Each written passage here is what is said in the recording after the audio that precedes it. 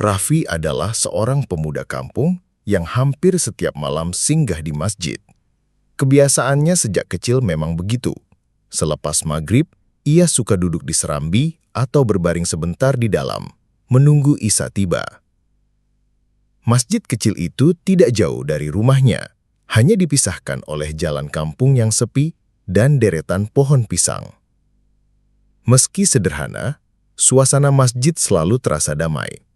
Namun, malam itu berbeda. Ketika Raffi bersandar di salah satu tiang kayu, telinganya menangkap suara merdu lantunan ayat suci. Suara itu tak asing, bahkan sangat dikenalinya. Itu adalah suara Pak Kamil, guru ngaji yang dulu sabar menuntunnya mengeja huruf demi huruf Al-Quran. Suara yang tenang, berwibawa, dan penuh ketulusan. Sekilas, hati Raffi merasa hangat. Seperti bernostalgia ke masa kecil, saat Pak Kamil duduk bersila di hadapan para santri, mengoreksi bacaan dengan senyum. Namun, segera saja bulu kuduknya meremang. Ada satu hal yang membuatnya terhenti berpikir. Pak Kamil sudah meninggal setahun lalu. Ia bahkan masih ingat jelas prosesi pemakaman, tangis keluarga, dan liang lahat yang kini terletak tepat di samping masjid. Raffi bangkit perlahan. Suara itu makin jelas, seolah datang dari dalam ruangan utama masjid. Ia melangkah dengan hati-hati. Sandal jepitnya ia lepaskan agar tidak menimbulkan bunyi. Dari balik pintu, ia mengintip. Ruangan itu kosong. Tidak ada siapapun di sana. Lampu neon putih yang menggantung di langit-langit berkedip pelan, sesekali mengeluarkan suara mendengung. Namun, suara bacaan itu tetap terdengar, sangat nyata. Raffi menoleh ke kanan dan kiri, berharap menemukan seseorang yang sedang mengaji. Tidak ada. Yang ada hanya sajadah hijau terbentang rapi di lantai, seolah baru saja dipakai seseorang. Lembar-lembar Al-Quran di rak pojok sedikit terbuka, tapi tidak ada tangan yang menyentuh. Angin berhembus pelan, menyibakkan tirai tipis di jendela samping. Raffi menelan ludah. Jantungnya berdetak semakin kencang, keringat dingin mulai menetes di pelipis. Ia mencoba menguatkan diri, melangkah beberapa tapak ke dalam ruangan. Tapi, begitu ia menjejak lantai keramik masjid, suara itu berhenti mendadak, seolah tahu sedang ada yang mendengarkan. Hening. Hanya ada suara detak jantung Raffi yang semakin cepat, dan nafasnya yang tak beraturan. Ia berdiri di tengah ruangan, menoleh ke segala arah, tapi tetap tak menemukan siapapun. Ketakutannya memuncak. Dengan langkah gemetar, ia segera berlari keluar masjid, meninggalkan pintu yang setengah terbuka. Dari kejauhan, ia masih bisa mendengar samar-samar suara ngaji yang merdu, mengalun dari dalam masjid yang kini gelap dan kosong. Raffi berdiri di halaman dengan dada naik turun. Matanya terpaku ke arah pintu. Malam yang biasanya tenang berubah mencekam. Sejak saat itu, satu pertanyaan menghantui pikirannya. Apakah benar arwah Pak Kamil masih sering datang ke masjid ini? Malam itu, udara terasa lebih dingin dari biasanya. Angin berhembus dari arah pemakaman yang terletak di samping masjid, membuat dedaunan pisang bergesekan, menimbulkan suara yang ganjil. Raffi, yang masih penasaran dengan kejadian tempo hari, sengaja datang lagi selepas Isya. Ia duduk di seranggi masjid, berusaha menenangkan diri sambil menunggu kalau suara itu muncul lagi. Awalnya semua terlihat normal. Lampu masjid menyala terang, hanya ada beberapa jamaah yang pulang satu persatu setelah sholat. Ketika suasana semakin sepi, Raffi merasa ada yang berbeda. Dari sudut matanya, ia menangkap sosok seseorang yang duduk bersila di ujung serambi. Pakaian yang dikenakan sosok itu putih bersih, seperti jubah. Raffi menoleh dengan perlahan. Sosok itu duduk membelakangi arah jalan, seakan sedang menunduk dalam doa. Hatinya langsung berdesir. Ada aura yang sangat familiar dari cara duduknya. Sejenak, ia berusaha menepis pikiran buruk. Mungkin jamaah lain, batinnya mencoba menenangkan diri. Namun semakin ia menatap, semakin jelas bahwa itu bukan orang sembarangan. Dengan langkah hati-hati, Raffi mendekat. Setiap kali ia bergerak, bayangan sosok itu tampak bergeming, seolah memang menunggu. Namun begitu jarak tinggal beberapa langkah, sosok berjubah putih itu tiba-tiba bangkit. Gerakannya pelan tapi pasti, lalu berjalan menuju pintu samping masjid yang gelap. Raffi tercekat. Dari sudut wajahnya yang tertangkap cahaya lampu neon, ia melihat raut yang sangat dikenalnya. Pak Kamil. Matanya teduh, wajahnya tenang, persis seperti dulu saat memimpin tadarus. Raffi mematung di tempat. Otaknya berusaha mencari jawaban logis, tapi semua tak masuk akal. Tidak mungkin. Aku sendiri yang mengantar jenazah beliau ke pemakaman. Aku lihat sendiri, liang lahat itu ditutup tanah. Gumamnya lirih, suaranya nyaris tak terdengar. Tubuhnya gemetar, namun rasa penasaran membuat kakinya ingin mengejar. Ia melangkah cepat ke arah pintu samping, berharap menemukan sosok itu. Namun ketika ia tiba, pintu kayu sudah tertutup rapat. Tidak ada siapa-siapa. Hanya suara daun kering bergeser ditiup angin. Raffi mencoba membuka pintu itu. Engselnya berderit dan ia mendapati ruangan gelap gulita. Tidak ada tanda-tanda kehadiran manusia.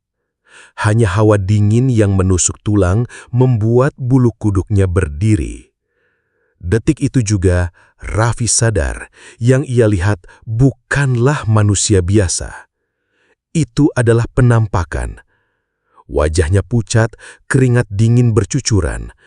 Ia mundur perlahan, menutup pintu dengan tangan gemetar.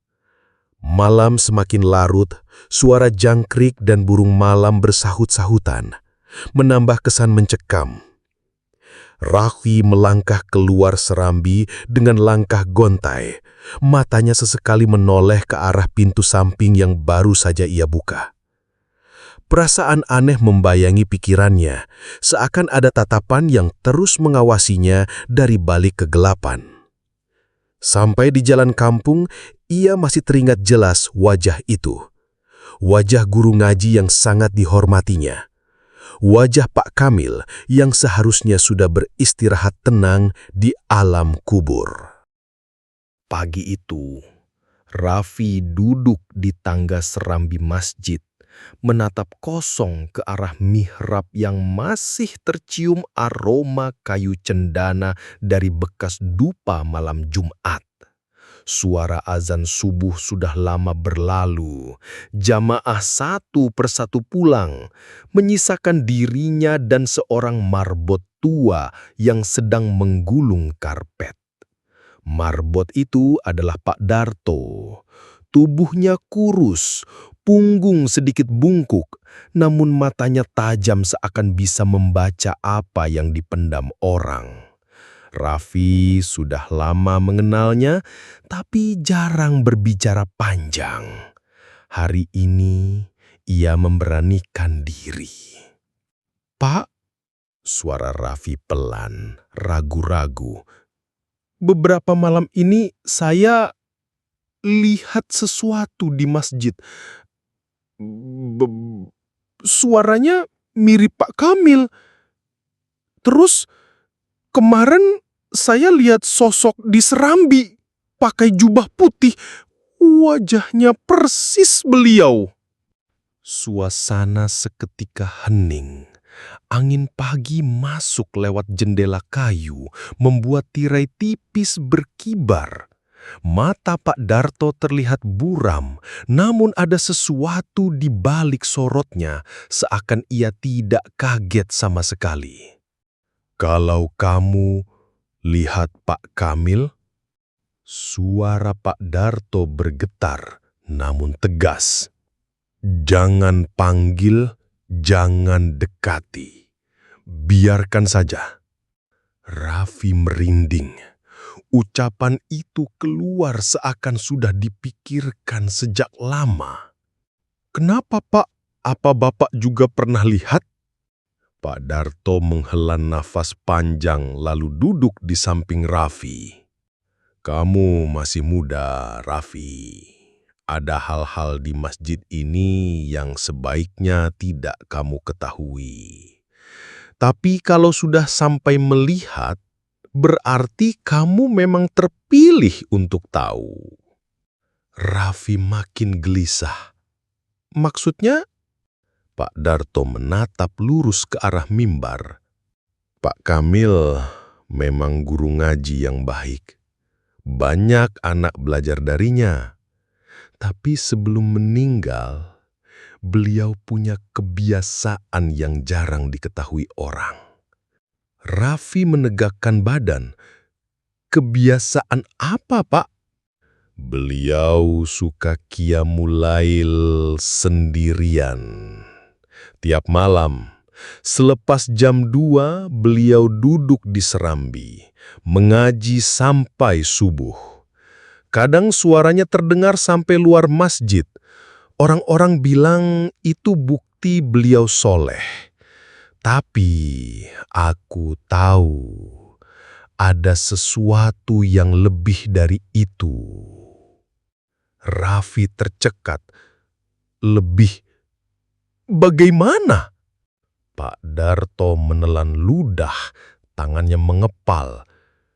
"Beberapa kali aku lihat beliau tidak sendiri. Ada bayangan lain duduk di belakangnya. Tidak jelas wujudnya, tapi besar, tinggi, matanya merah." Deg, jantung Raffi berdetak makin keras. "Dan sejak itu," lanjut Pak Darto, "aku yakin ada sesuatu yang mengikuti beliau. Dan ketika beliau wafat, aku kira semua sudah selesai. Tapi ternyata tidak. Suara itu, sosok itu masih ada." Raffi merinding. "Jadi yang saya lihat itu bukan arwah Pak Kamil?" Pak Darto menggeleng pelan. "Bukan. Itu cuma pantulan. Sesuatu yang meniru dirinya. Dan kalau kau berani mendekat, bisa jadi dia akan menirumu juga." Kata-kata itu membuat tengkuk Raffi dingin. Udara pagi yang biasanya sejuk, kini terasa berat, menekan dadanya. Ia teringat jelas wajah sosok itu di serambi, sama persis dengan Pak Kamil, sampai senyumnya pun sama. "Pak," Raffi berbisik, "kalau begitu, apa yang harus saya lakukan?" Pak Darto menatapnya lama, kemudian berdiri. "Jangan terlalu sering sendirian di masjid malam-malam. Kalau dengar suara itu, pura-pura tidak dengar. Kalau lihat sosoknya, jangan tatap matanya. Dan yang paling penting, suaranya menurun, jangan pernah menyebut namanya." Raffi menelan ludah, tubuhnya seperti membeku. Pak Darto melangkah pergi, meninggalkan Raffi sendirian di tangga serambi. Namun sebelum benar-benar masuk ke ruang marbot, ia menoleh sekali lagi. "Kamu sudah buka pintu yang seharusnya tetap terkunci, Nak. Jadi bersiaplah, malam-malammu tidak akan sama lagi." Raffi hanya bisa terdiam. Kata-kata itu terngiang di kepalanya, membuat bulu kuduknya berdiri. Ia tahu, sejak saat itu, hidupnya akan selalu dihantui bayangan seorang guru ngaji yang seharusnya sudah tenang di alam sana. Raffi tidak sanggup lagi menanggung kegelisahan seorang diri. Malam itu, ia mengajak Hendra, teman dekatnya yang terkenal nekat dan suka hal-hal mistis, untuk berjaga di masjid. "Serius, Vi? Kamu yakin suaranya mirip Pak Kamil?" tanya Hendra saat mereka duduk di tangga serambi menjelang Isya. Raffi mengangguk mantap. "Aku hafal betul suara beliau, tidak mungkin salah. Tapi Pak Kamil kan sudah meninggal." Hendra justru tersenyum tipis. "Kalau gitu, malam ini kita buktikan. Aku nggak takut." Udara malam itu dingin menusuk. Bulan setengah lingkaran menggantung di langit. Cahayanya redup tertutup awan tipis. Masjid tampak lengang, hanya lampu temaram di ruang utama yang menyala samar. Waktu menunjukkan hampir tengah malam ketika suara itu mulai terdengar. Lantunan ayat Al-Quran, merdu, tenang, dan begitu familiar di telinga Raffi. Hendra spontan menegakkan badan, matanya menyipit. "Itu," Hendra berbisik, "benar-benar suara orang." Raffi hanya bisa mengangguk. Kedua tangannya menggenggam kuat, keringat dingin mulai membasahi pelipis meski udara begitu dingin. Pelan-pelan mereka berjalan mendekati pintu utama masjid. Suara itu semakin jelas, seolah datang dari arah mihrab. Hendra memberi isyarat dengan jari telunjuk di bibir, lalu mengintip dari balik pilar besar di sisi kanan. Nafasnya tertahan. "Vi," bisiknya pelan, "ada orang berjubah putih duduk di depan Al-Quran." Raffi merinding sekujur tubuh. Ia memberanikan diri ikut mengintip. Benar saja, sosok itu terlihat dari kejauhan, membelakangi mereka. Bahunya bergerak pelan, seolah sedang membaca dengan khusyuk. Di sampingnya, Al-Quran besar terbuka di atas rehal. Hati Raffi berdegup kencang. Ia hafal betul sosok itu. Jubah putih sederhana, postur tubuh yang agak kurus, cara duduk yang khas. Itu benar-benar mirip Pak Kamil. Hendra menatapnya seolah menunggu keputusan. Dengan isyarat tangan, ia mengajak Raffi untuk masuk lebih dekat. Mereka melangkah pelan-pelan, menahan nafas agar tidak menimbulkan suara. Lantunan ayat suci terus bergema, semakin jelas, semakin menusuk hati. Raffi hampir tidak kuat menahan emosi antara rindu pada gurunya dan ketakutan akan sesuatu yang mustahil. Namun tepat ketika mereka sudah hampir sampai ke saf depan, suara itu berhenti. Sosok berjubah putih yang tadinya duduk di depan Al-Quran mendadak lenyap begitu saja. Tidak ada bayangan, tidak ada tanda ia berdiri atau berjalan pergi. Hanya keheningan mencekam yang tersisa. Raffi dan Hendra terperangah. Mata mereka langsung tertuju pada Al-Quran yang masih terbuka di atas rehal. Lembaran halamannya bergetar pelan, seolah baru saja disentuh tangan yang tak kasat mata. Hendra mundur selangkah, wajahnya pucat. "Vih, kamu lihat sendiri kan? Tadi jelas ada orang di situ." Raffi tidak bisa menjawab. Tenggorokannya kering, suaranya tercekat. Ia hanya mengangguk dengan mata melebar. Angin dingin tiba-tiba berhembus dari arah mihrab, padahal semua pintu masjid tertutup. Tirai tipis di dekat jendela bergerak pelan. Raffi bisa merasakan bulu kuduknya berdiri, tubuhnya kaku seperti batu. Hendra menelan ludah. Ini bukan main-main. Kalau benar itu Pak Kamil, atau entah siapa yang menirunya, berarti ada sesuatu yang masih tertinggal di masjid ini. Raffi menunduk, memandang lembaran Al-Quran yang terus bergetar. Dalam hati ia sadar, sosok itu bukan sekedar bayangan. Ada sesuatu yang nyata, yang hadir, yang bisa menyentuh benda, yang bisa didengar dengan telinga. Ia teringat peringatan Pak Darto. Jangan dekati, biarkan saja. Namun kini semuanya sudah terlanjur. Mereka tidak hanya mendengar, tapi juga melihat. Dan lebih buruk lagi, mereka sudah mencoba mendekati. Malam itu, saat keluar dari masjid dengan langkah tergesa-gesa, Raffi merasa sesuatu mengikutinya dari belakang. Suara ayat suci yang tadinya berhenti terdengar lagi samar-samar di telinganya, bukan dari masjid, tapi seolah berbisik di dalam kepalanya sendiri. Pagi itu, mata Raffi masih sembab. Ia hampir tidak tidur semalaman. Terus terbayang wajah Pak Kamil yang muncul di dalam masjid. Suara itu, bayangan itu, dan Al-Quran yang bergetar seolah disentuh sesuatu yang tak kasat mata. Semuanya membuat kepalanya berputar. Akhirnya, Raffi memutuskan mencari jawaban. Ia memberanikan diri menemui Pak Lurah Samsuri, tokoh kampung yang sudah tua, namun dikenal bijaksana. Pak Lurah menyambutnya di teras rumah, ditemani secangkir teh hangat.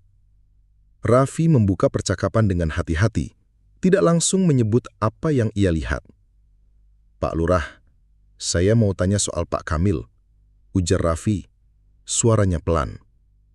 Wajah Pak Samsuri menegang. "Kenapa dengan Pak Kamil?" Kemarin malam, waktu di masjid, saya dengar suara orang ngaji. Suaranya mirip sekali dengan beliau," kata Raffi, berusaha menahan gemetar di suaranya. Pak Lurah terdiam lama, menatap Raffi dengan sorot mata penuh pertimbangan. Lalu ia menghela napas berat. "Nah Raffi, ada hal yang memang tidak semua orang tahu. Tapi karena kamu sudah melihat sendiri, mungkin saatnya aku bicara." Raffi menelan ludah, jantungnya berdetak kencang. "Pak Kamil," lanjut Pak Lurah dengan suara rendah, "dimakamkan di samping masjid, persis di balik dinding sebelah kiri, di dekat pohon sawo. Kamu tahu kan, makam kecil yang selalu bersih itu?" Raffi mengangguk kaget. Ia tahu makam itu, tapi ia tidak pernah memperhatikan nama yang tertera di batu nisannya. Sejak beliau meninggal, sudah banyak orang yang mendengar suara ngaji dari arah makam itu. Tapi kebanyakan memilih diam. Mereka takut dan juga segan, karena Pak Kamil semasa hidupnya orang alim, rajin mengajar, tak pernah meninggalkan sholat. "Jadi, suara itu memang dari makamnya?" Raffi bertanya dengan suara nyaris berbisik. Pak Lurah menatap lurus ke matanya. "Iya. Dan bukan cuma suara. Ada beberapa orang, terutama yang sering berjaga di masjid, pernah melihat sosok berjubah putih lewat begitu saja di serambi. Mereka semua tahu siapa sosok itu, tapi tidak ada yang berani membicarakannya terang-terangan.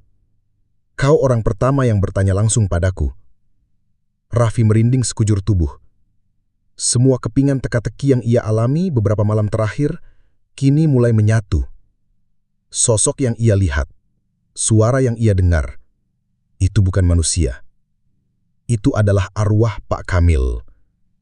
Namun, ada sesuatu yang membuat Raffi semakin gelisah. Ia teringat peringatan Pak Darto. "Kalau kamu lihat Pak Kamil, jangan panggil, jangan dekati, biarkan saja." Kenapa semua orang seolah bersepakat membiarkan hal ini? Kenapa tidak ada yang berusaha mencari tahu lebih dalam? "Pak Lurah," Raffi memberanikan diri bertanya, "kenapa semua orang memilih diam? Kenapa tidak ada yang mencoba menenangkan beliau?"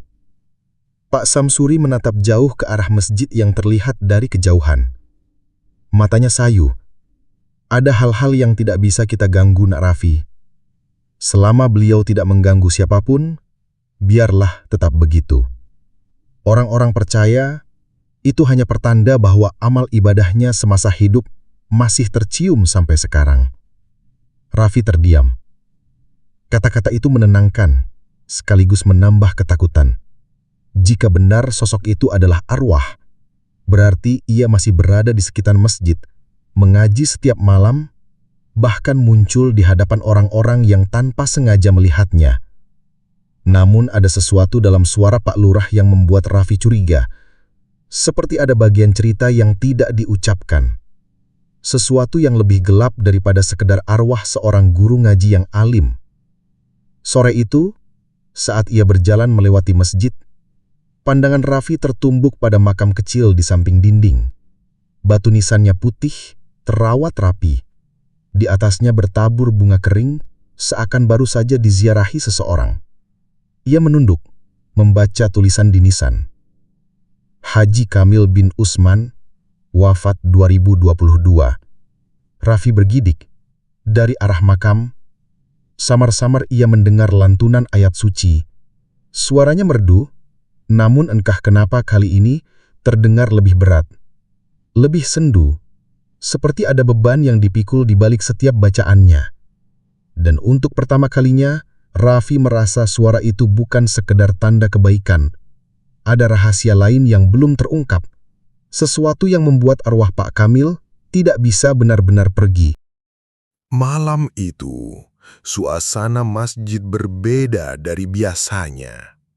Sejak azan Isya selesai, udara di dalam ruangan terasa ganjil. Hawa dingin merayap dari lantai hingga ke dinding, lalu mengelilingi langit-langit masjid.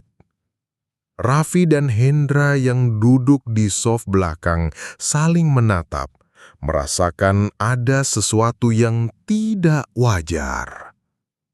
"Vi, kenapa dingin banget ya? Kayak bukan angin biasa," bisik Hendra sambil merapatkan jaket tipisnya. Raffi mengangguk, merasakan bulu kuduknya berdiri.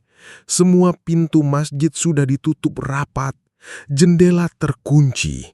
Tidak seharusnya ada angin masuk. Namun yang mereka rasakan justru sebaliknya. Angin berputar-putar di dalam ruangan, mengitari mereka seperti pusaran tak kasat mata. Tiba-tiba, "Duh, duh, duh." Suara keras terdengar, seakan ada yang mengetukkan kayu panjang ke lantai masjid. Gema ketukan itu menggema, membuat dada Raffi bergetar. Ia spontan menoleh ke arah mihrab dan jantungnya nyaris berhenti. Di tengah ruangan, berdiri sosok berjubah putih. Wajahnya pucat pasi, matanya kosong seperti kaca mati. Tapi bibirnya bergerak, melantunkan ayat suci dengan suara merdu dan bergetar. Suara itu jelas suara yang mereka kenal, suara Pak Kamil. "Ya Allah," desah Raffi, tubuhnya kaku di tempat. Hendra yang berdiri di sampingnya langsung terhuyung, wajahnya pucat pasi. "Vi, itu bukan manusia," suaranya parau, hampir tidak keluar. Namun, yang paling mengerikan adalah cara sosok itu berdiri. Tangannya terkulai, kakinya nyaris tidak menapak ke lantai, seakan melayang setengah jengkal. Suaranya terus mengalun, indah sekaligus menusuk hati, membuat masjid terasa penuh dengan gema ayat suci yang mencekam. Semakin lama, angin berputar makin kencang. Sajadah-sajadah di sof depan berterbangan ringan. Tirai dekat jendela berayun liar meski tak ada celah udara. Lampu neon di langit-langit berkelap-kelip seperti hendak padam. Raffi menggenggam lengan Hendra erat-erat, mencoba bertahan dari rasa takut yang semakin mencekik. "Hendra, jangan lihat matanya, jangan," katanya panik. Namun terlambat. Hendra sudah menatap lurus ke arah wajah pucat itu. Seketika tubuhnya melemas, kakinya gemetar, dan ia jatuh terduduk. Matanya kosong, napasnya terengah-engah. "Vi, aku..." "Nggak kuat," katanya terbata, lalu tubuhnya hampir ambruk ke lantai. Raffi buru-buru memeluknya agar tidak terjerembab, namun pandangannya masih tertuju ke sosok Pak Kamil yang kini perlahan menoleh ke arah mereka. Mata kosong itu seperti menembus jiwanya. Dari bibirnya ayat suci masih terus mengalun, namun kini terdengar lebih berat, lebih seram, seakan berasal dari ruang kosong yang dalam. "Pak Kamil?" Raffi berbisik tanpa sadar. Saat itu juga lantungan ayat terhenti, ruangan mendadak hening, angin berhenti berputar, sajadah-sajadah di sof depan terhampar kembali di tempatnya, seakan tidak pernah berantakan. Hanya Raffi dan Hendra yang tersisa, terengah-engah dengan wajah pucat pasi. Hendra nyaris pingsan di pelukan Raffi, tubuhnya lemas tak berdaya. Raffi sendiri gemetar hebat, matanya tak berkedip menatap ruang kosong di tengah masjid, tempat sosok itu berdiri tadi. Ia sadar, malam itu bukan sekadar penampakan biasa. Ada sesuatu yang jauh lebih besar yang membuat arwah Pak Kamil muncul. Dan entah kenapa, Raffi merasa dirinya kini sudah terlibat terlalu dalam, sulit untuk kembali seperti semula. Kabar tentang kejadian di masjid cepat menyebar ke seluruh kampung. Beberapa jamaah yang biasanya berani berjaga malam pun mendadak enggan datang. Suasana masjid mencekam, seolah ada bayangan yang selalu menunggu setiap orang yang berani singgah sekelah tengah malam. Raffi sendiri tidak bisa tidur berhari-hari. Setiap kali memejamkan mata, ia selalu teringat sosok Pak Kamil dengan wajah pucat dan mata kosong. Namun, ketakutannya semakin menjadi ketika ia menyadari sosok itu tidak hanya muncul di masjid. Terkadang ketika ia melewati jalan dekat makam seusai sholat maghrib, ia merasakan hawa dingin menusup dari balik nisan Pak Kamil. Warga akhirnya bersepakat memanggil Ustadz Rahman, guru ngaji baru yang menggantikan almarhum Pak Kamil. Sosoknya masih muda, tapi ilmunya mendalam, dan ia dikenal memiliki keberanian yang jarang dimiliki orang lain. Malam Jumat dipilih sebagai waktu pelaksanaan doa bersama. Masjid kembali dipenuhi jamaah. Tidak semua berani duduk di syaf depan. Sebagian memilih menepi di belakang. Wajah mereka tegang menunggu apa yang akan terjadi. Raffi duduk di barisan depan bersama Hendra, yang masih tampak pucat sejak kejadian malam itu. Tangannya bergetar, namun ia berusaha tegar di samping Raffi. Ustadz Rahman berdiri di hadapan jamaah, suaranya tegas.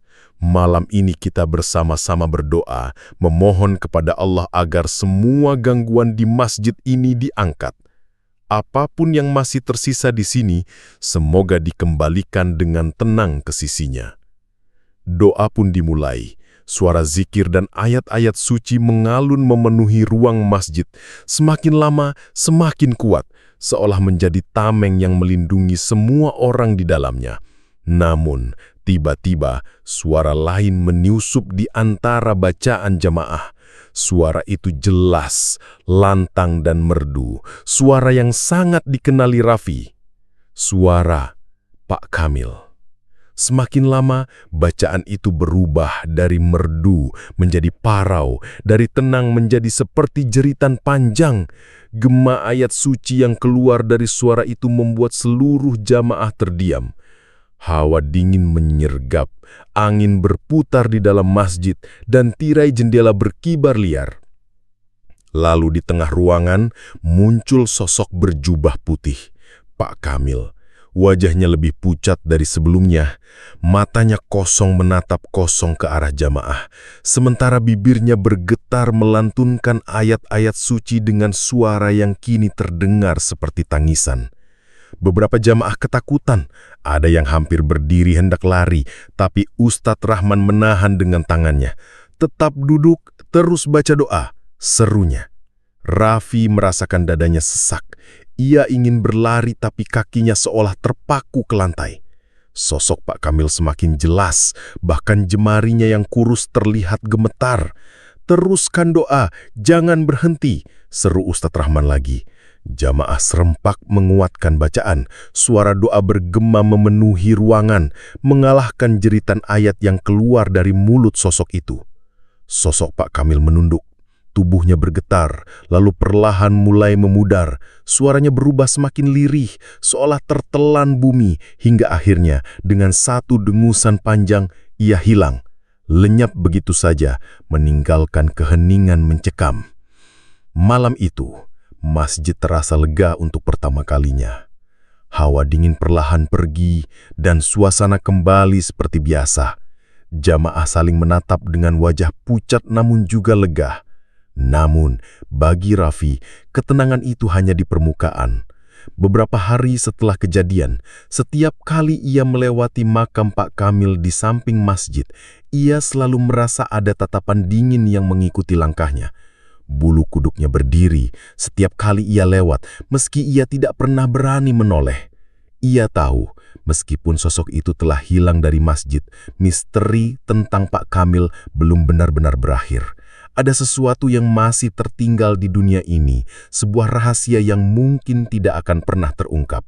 Dan sejak malam itu, Raffi sadar satu hal, ada batas tipis antara dunia orang hidup dan dunia orang mati.